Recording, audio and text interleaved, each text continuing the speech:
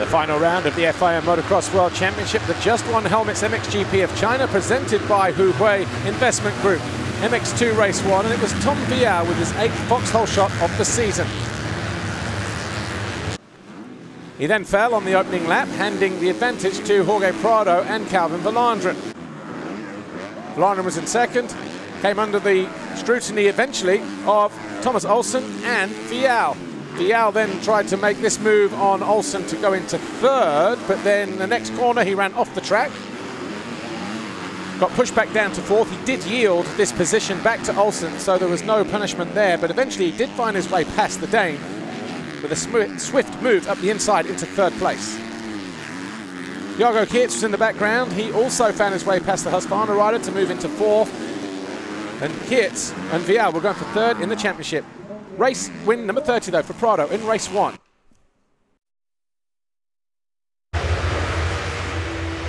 MXGP race 1, and the fastest qualifier, Glenn Koldenoff, over on the left-hand side, 2:59 on the standing construct KTM, grabbed his 4th foxhole shot on the exit of turn 1. Jeremy Seewer tried to hold a tight line. He came out second eventually, but then he fell on lap 2 whilst challenging for the lead. He picked himself up in 4th place and then fell again.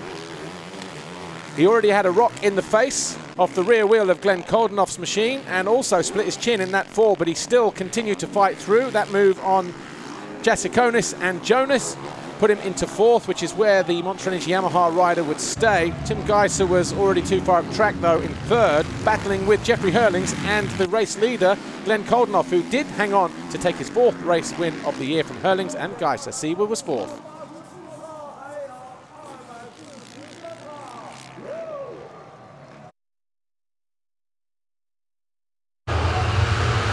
MX2 race 2.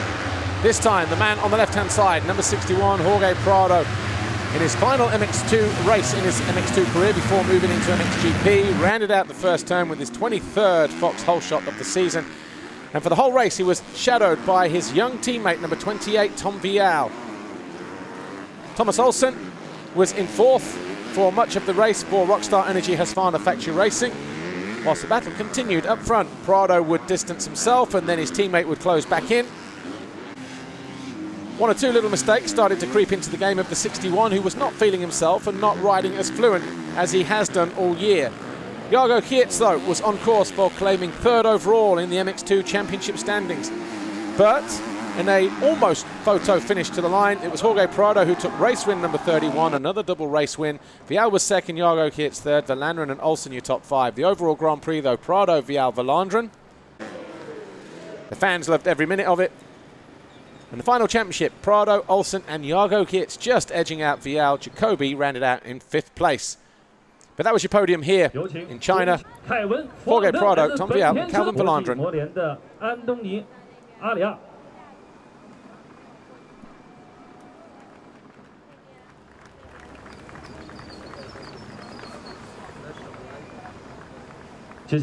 Yeah, it was just an incredible season. I could manage to win so many GPs and motos and be regular, you know.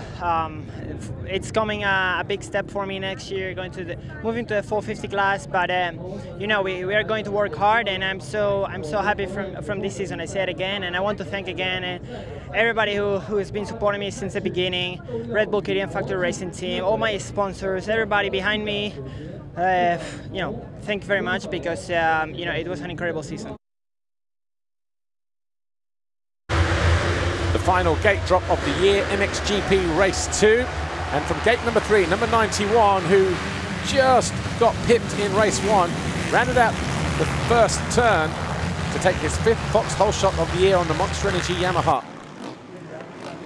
But it wasn't long before Glenn Koldenoff was through on the standing construct KTM. Tim Geiser, though, in 3rd, challenging those two, ran off the finish line jump into some trackside hoardings. He had to stop to extricate himself. He eventually re-emerged in 6th place, but that wouldn't be the last time we would see of him.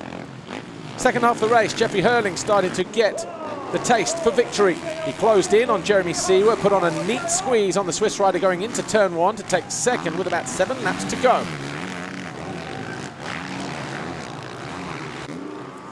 Tim Geiser made this move on Jeremy Van Horbeke on the Honda SR Moto Blues machine, and the HRC rider found himself in fourth, but a long way off third, which was Jeremy Seewer. A lap and a bit to go. Jeffrey Hurlings closed in on Glenn Koldenoff. He made this pass to take over the lead. Koldenoff then pulled up and hung on for second, which was going to be good enough for third overall in the championship. But Jeffrey Hurlings crossed the line with a 2-1 to take his 86th career victory. Glenn Koldenoff second overall on the podium for the 5th time this year. Jeremy Seewer on the podium for the 6th time this year. And of course, the championship looks like this now after all rounds, 18 of them. Geiser, Seewer and Koldenoff rounding out the championship standings. Tim Geiser with the gold plate, a 3-time world champion now for HRC. I'm getting closer, you know. I'm spending more time on the bike, so our goal was this whole race to be warmer for us, you know. It's I don't want to let my nation down, so I think we have a great team for us now, and we're all feeling really strong. But coming back to the day, you know, I had two not such a great starts, but I think it was mainly because of my position. But both motos worked my way up to the front. Second moto just couldn't make it, but second moto, you know, I still managed to pass Glenn and win the second moto. So.